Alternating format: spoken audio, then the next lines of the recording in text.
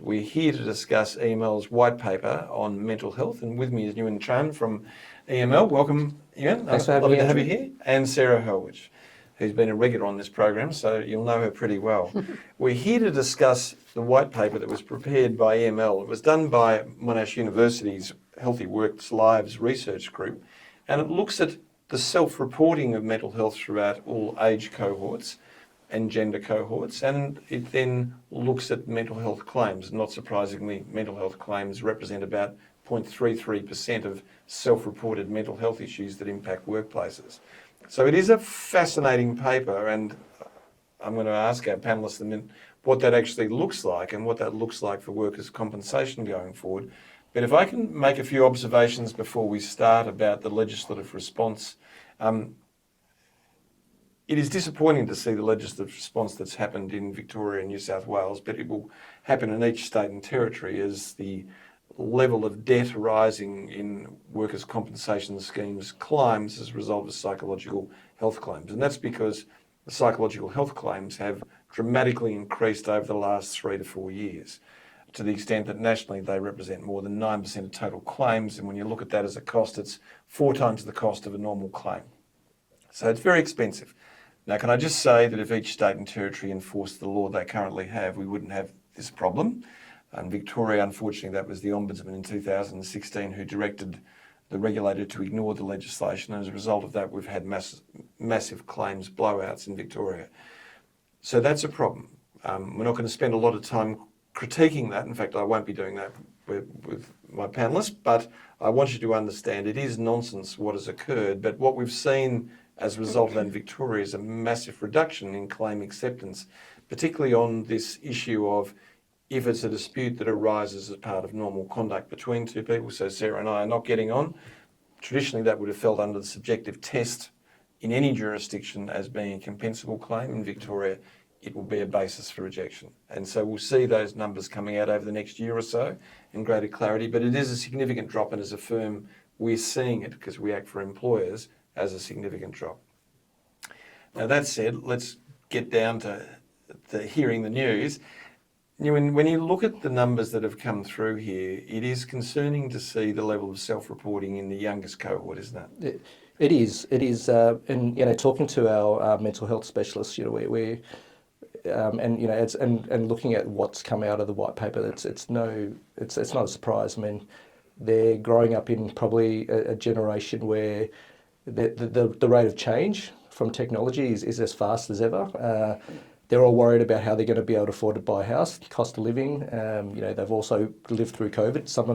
Some of the young employees will never have known a world without hybrid working as they coming in. So it is contributing to, I guess, as along with all the big things like awareness. So there's a lot more education and awareness, which causes, I guess, young people to be aware of what their challenges are. I think that's so true. When I grew up, buying a house was 2.5 times your annual salary, average salary. It's now nearly 7 times that, so it's become unaffordable.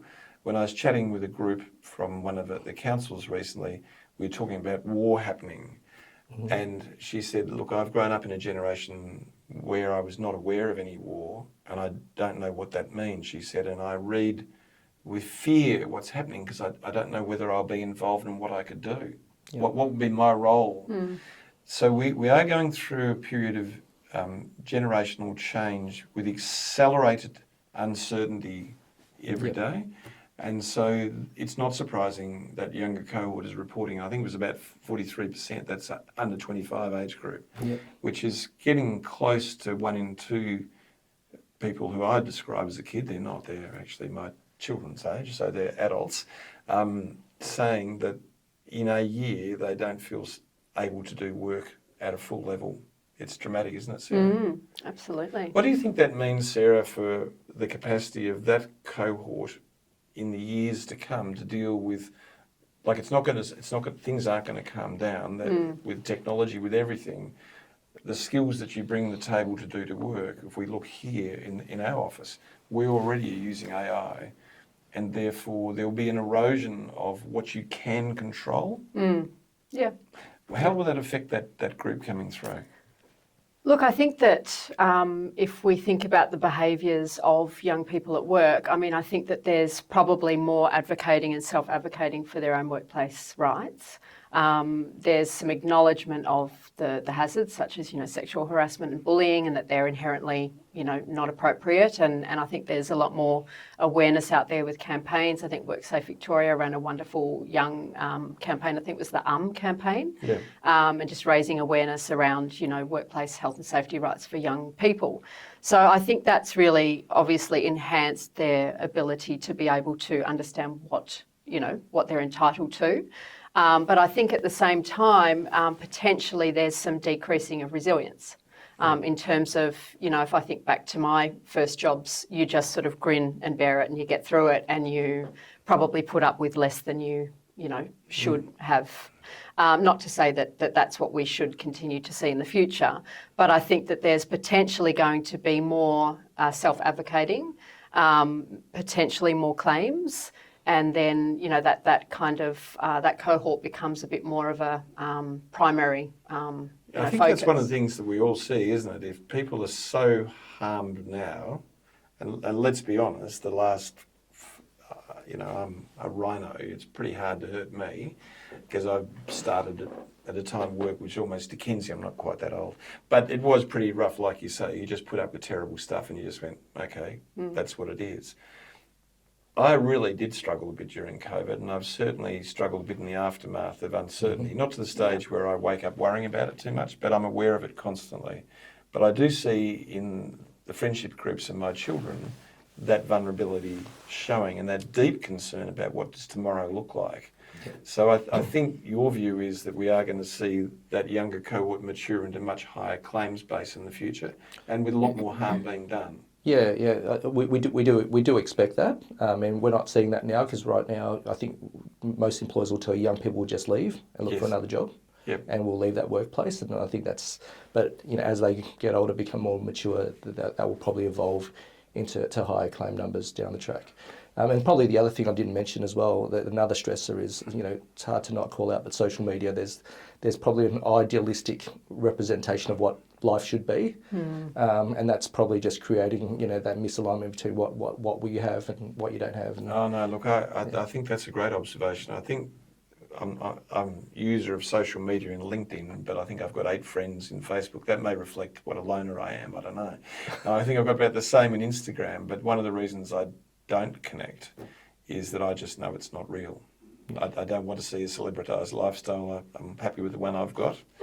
But once again, with each one of our younger kids who grew up, because I've got a number of them, those who grew up as social media was emergent, suddenly started shopping for photos they should put on rather than real photos of them. They kept saying things were better than they actually were, kept saying they were having better fun than they actually had, and felt the tension of not feeling connected. And we're seeing a generation of people who have not grown up in a social milieu where you feel fey, you're a member of the local tennis club, you're a member of the local cricket club, where people know you. And you've got that capacity to know yourself quicker because you've been knocked around, you've been told what you're not good at. Yep. But social media doesn't give you that. It gives you a rarefied view of what life is like. Yeah, and you overlay that in a work context, and what does the perfect job look like? What does the perfect manager look like? And we know that they don't always exist. Yeah. So there are going to be parts of the job that you don't like, but social media tells you, well, why do you put up with that? Let's go to a job that's perfect. While we've got labour shortage, of course you can have that volatility of movement, but we are seeing a degradation of work as an environment of employer-employee, and we're going to see that dramatically. Already in Asia, gig working is hugely impacting traditional roles, like HR roles are being taken over by gig groups and things in quite large businesses. So, a lot of change to come. In the other data, what's some of the other data that you notice which you think's very significant for the way we're going to manage claims going forward? Yeah, so one of the things that I guess it shouldn't be a surprise, working in workers' comp for half my life, but just the proportion of female versus male in terms of that reporting of mental health issues. So, it was very disproportionate. You look at the industries that are highly represented, and they are typically female-dominated industries, but it also talks to some of the other problems which are, which we can talk about, which is, I guess, the inability of men to recognise and put their hand up that there's a problem and until it's too late. Isn't it interesting? If I look at, we had some data that, I haven't shared this with you, but some data from 164 EAP providers, and what they found is for people who sought EAP, 88% were women, Yeah. 8% were men. This is sort of self-identification. Only 1% were directed by employers to it, which is disturbing in itself. But what it shows is when you look at self-reporting as a mechanism, men don't show up. But what we do know is that men have much higher levels of lethality and suicidal ideation in the sort of age 45 to 65 age group. They have, in diagnosed illness, a higher level of mental health than women as a proportion of the population. But they're not showing up in this data. But what we also know is that this is like a rolling thunder. This is a growing force that is on people, which is changing people's lives. So I think what the report doesn't show, nor it was designed to show, is we're not seeing men represented as high claim numbers, nor as high self-reporting. But that shouldn't assume for a second we're not going to, because as we tweak up the pressure of change, we're going to see it. And I think for all of us, what that means is we've got to be out there to mend pretty quickly, don't we? Yeah. Because otherwise we see fairly fatal consequences, or if not fatal, we see claims. We don't get in and prevent what could have happened. And that's something that I think all of us agree with must happen. Yeah, and I think, I know you're involved with Mates in Construction. So we work at EML, we sponsor Mates in Construction as well as Steering Healthy Minds. So transport industry and construction industry, and we're well aware that it's not going to show up in the statistics. Sarah, can I just say the data in mental health for apprentices is just terrible, isn't it? So it's 53% of apprentices experience mental health that prevents them from working. Less than 50% of apprentices complete their apprenticeship. Like when we've got a shortage of electricians, we're seeing in the media now, we've got a shortage of all skilled people. What we know is the behaviour of men and the treatment of men in workplaces that are male-dominated damages men. Yep. That's what we know. And we know that they don't have a capacity to actually respond until it's too late as a group. So I think that's really distressing. I thought the other part, when we talked about industries that have a lot of women in them, there are also industries, which is like health, it's industries like government, where there were very clear guardrails around what good looked like 10 years ago, but they're going, aren't they, Sarah? And this is a group of people who are also experiencing client demand in a way they never experienced it before. Can you expand on that a little bit? Well, I think if you look at those industries that are heavily female orientated, such as healthcare and social assistance, and also, and I did a little bit of my own statistics, so that particular sector, 77% of females within that workforce compared to men. Similarly, education, 72% compared to men. So, and the predominant hazards within those industries are occupational violence and aggression, bullying, high job demands, low job control, low role clarity. So these types of things are, structural and can't really be removed. I mean, you can't remove occupational violence and aggression from schools when you think about student to teacher behaviour or parent to teacher behaviour. Yeah. So, and I think that, if we talk about media and technology, it's enhancing those types of behaviours and influencing. If I think about some of my time as an inspector with WorkSafe, we saw a lot of, group think and group behaviour, like men, dominating certain behaviours within the school grounds and then perpetrating against teachers. So these kind of the influences and the macro environmental influences that then impact the behaviour in the work settings. I don't think it's going to slow down. I think we're going to start to see that ramp up and continue to influence. I do. I think particularly in those industries, if I look at nursing as an example, 25 years ago, nursing had very clear expectations, outcomes and roles. Those roles have become significantly more fluid, and the environment that uses them have become much more volatile, much less thankful, much less respectful. I mean, these are problems which mean we're going to continue to get claims in those areas, but I guess it's interesting the claim numbers at their highest are in the cohort over 45, aren't they? Yeah. We have lower numbers of mental health, but very high claims And base. longer durations as well. Yes, over the Higher year. rewards, yeah. What do you think's driving that? What's driving that group of people to put claims in? Look, I wouldn't say that it would be one thing. There'd be a number of things that's driving it. I think, I think, like you said before, some of the safety guards, but the demand is changing. I feel like the demand is changing. We talking to our health providers and our social assistance providers.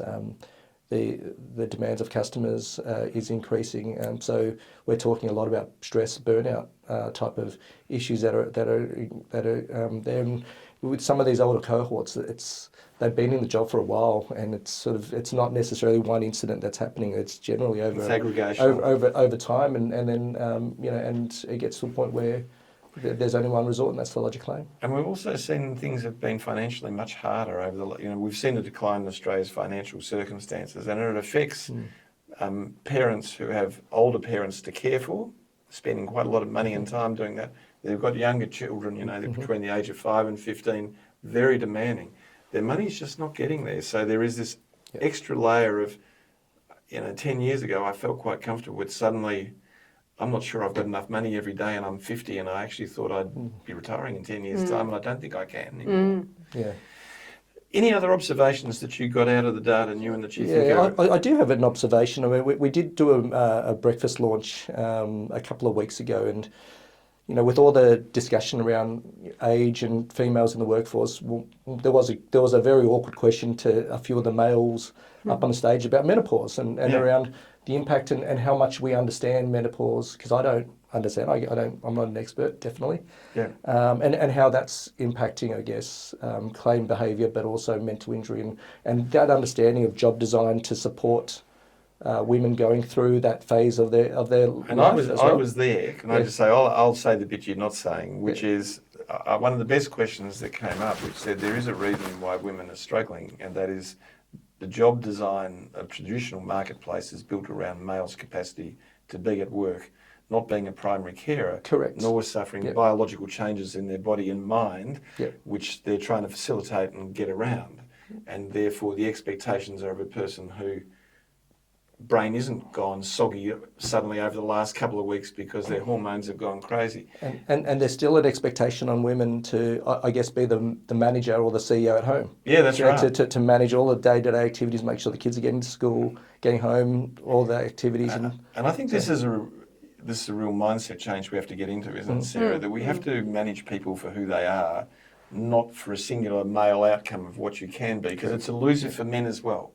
So the male design of a workplace is just as elusive for men as it is for everybody else, because it's built upon a legend that doesn't exist. We've got to get back to managing each person we have and accommodating and making changes. Now, menopause at the moment is not a protected attribute under discrimination legislation. I don't think we're that far away from it starting to creep into award leave, and we're starting to get it to a stage where people are acknowledging, okay, this is a bigger issue, and you might think that's just impossible. Well, when I started in workplace law 35 years ago, can I just tell you, pregnancy wasn't seen as an issue which needed to be managed in a workplace. So these changes will come, but it requires a level of advocacy and self-reflection from both men and women to say, if we look at psychological hazards, we're not doing a risk assessment based on a room of people and saying everyone's the same. We risk assess based on who a person is and what is the impact of things happening to them. And if we look at people individually, that's good leadership. But if we keep putting a straw person next to them saying, but you're not doing this, the truth is nobody's doing that. There is no perfect straw person in the workplace. The good leadership is about understanding difference, accommodating and putting supportive and protective mechanisms, then the psychological hazards don't occur.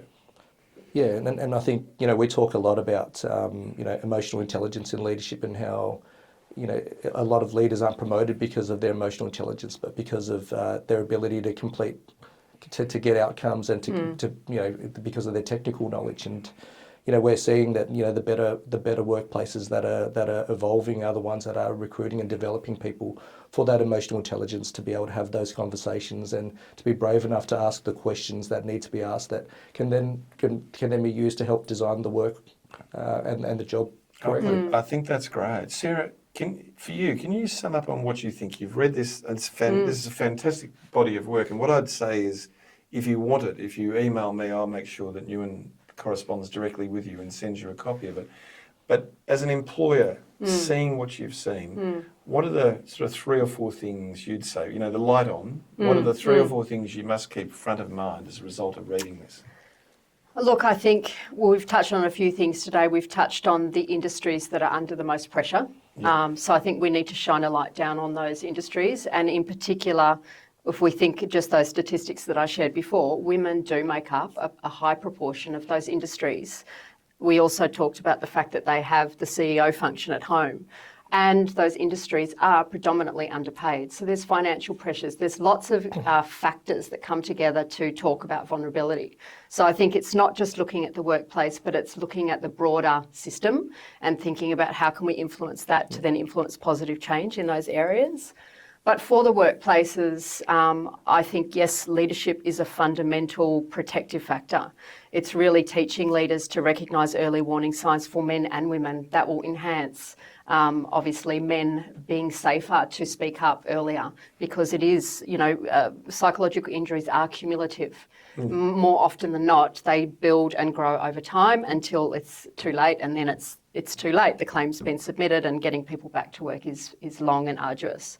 So early intervention, protective leadership, work design, and I think the paper really demonstrated that quite significantly. And it doesn't need to be, rocket science. This is just taking people, participating with people in the workforce, talking about the things that don't work, and really getting creative and bringing the brains together to think about how can we redesign work to make it a little bit easier and reduce the burdens that people experience in the workplace. I have 2 comments that sit around that. One is, as a leader, for me, the 2 lessons are, before you direct or allocate work, look at the capability of the people you're dealing with and their capacity to do it. So that 10 seconds reflection is likely to allow you to provide clarity and precision as to what needs to be done and to provide the support for the right people to be doing the right work. If you do that, a whole lot of things disappear as a risk.